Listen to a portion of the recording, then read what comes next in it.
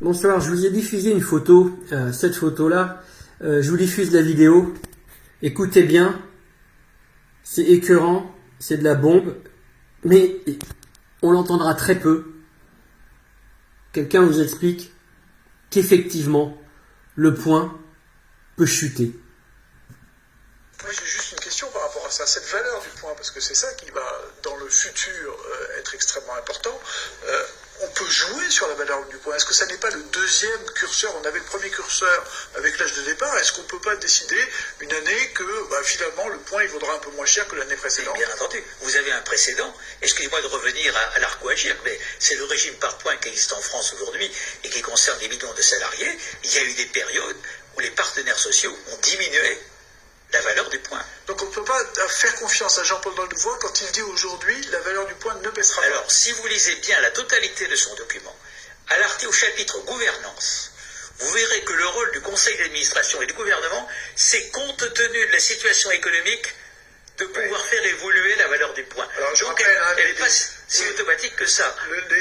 Oui, mais enfin bon, on peut décider que ça ne baisse pas.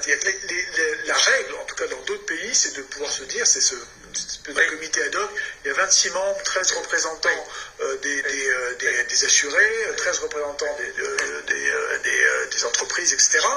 L'idée, c'est quoi? C'est de se dire, chaque année, ou tous les 2 ans, ou tous les 5 ans, je crois que c'est tous les 5 ans, on regarde l'état de la démographie, on regarde l'état de la croissance, on regarde l'état du système, et en fonction de ça, si ça ne va pas, on peut baisser la pension des retraités. Oui, alors le principe, c'est ça, c'est d'ailleurs ce qui est écrit dans le texte, mais il y a un autre article dans le texte qui dit quand même que le mot final appartient au gouvernement, que le conseil d'administration en question de retraite universelle, le conseil universel des retraites, ou des retraites universelles, fait des propositions au gouvernement. C'est pas lui qui décide, c'est le gouvernement qui décide dans la loi de finances sur la sécurité sociale.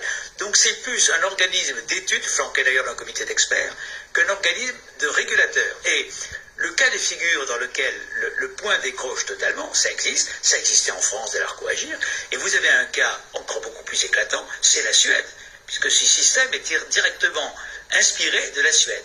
Moi j'ai bien connu, après 2008, l'histoire de la Suède.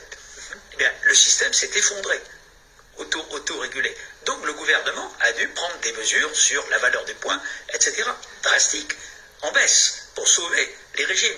Donc on ne peut pas dire que c'est un régime durablement et automatique, indépendamment de tout ce qui se passe dans le monde, et notamment quand même de la conjoncture économique sur laquelle reposent les cotisations. Mais comment?